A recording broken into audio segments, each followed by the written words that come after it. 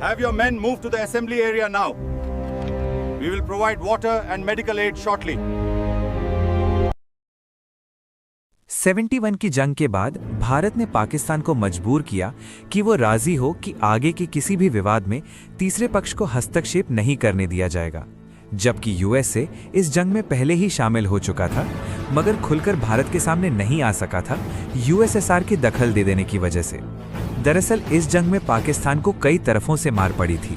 एक तो पाकिस्तान ने भारत के ईस्ट और वेस्ट दोनों तरफ से मोर्चा खोल दिया था और दोनों ही तरफ से भारत के द्वारा उनको रोकने में कामयाबी मिली थी। इसके साथ ही ईस्ट पाकिस्तान में एक्टिव मुक्ति बाहिनी ने अलग ही मोर्चा खोल रखा था पाकिस्तानी सेना के खिलाफ।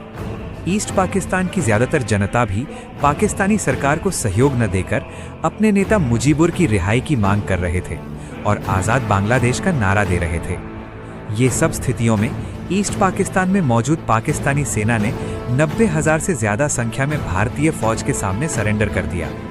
ऐसे में जब पाकिस्तान को यूएसए भी बचा पाने में सफल नहीं हुआ तो उसके पास समझौता करने के अलावा और कोई रास्ता नहीं बचा।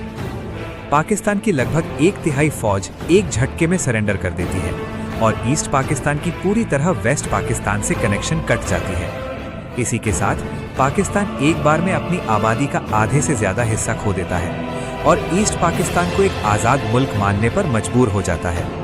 इस युद्ध का विराम शिमला समझौते के साथ होता है। समझौते के मुख्य बिंदु थे कि आगे के किसी भी विवाद का निपटारा आपसी सहमति से ही होगी, बिना किसी बाहरी ताकत के दखल के। जम्मू कश्मीर की सीज फायर लाइन अब लाइन ऑफ कंट्रोल होगी और कोई भी उसे जबरन लांघने की कोशिश नहीं करेगा। दोनों अपनी सेनाएं पीछे ले लेंगे और भारत ने इसके तहत 90,000 सरेंडर्ड फोर्स को पाकिस्तान को वापस कर दिया। इस जंग का परिणाम भारत के लिए बेहद महत्वपूर्ण रहा। भले ही आर्थिक रूप से भारत को खासा नुकसान उठाना पड़ा था, मगर इससे भारत की वैश्विक छवि आसमान छूने लगी, क्योंकि भारत के कार्यवाहियों के कारण ही बांग्लादेश एक आज़ाद राष्ट्र के रूप में सामने आया और वहां हो रहे अत्याचार और जुल्म का राज खत्म हो पाया। 1971 के भारत पाकिस्तान जंग पर हमने 2 और भी शॉर्ट्स डाल रखे हैं, जिस पर इससे जुड़ी हमने विस्तृत जानकारी दी है।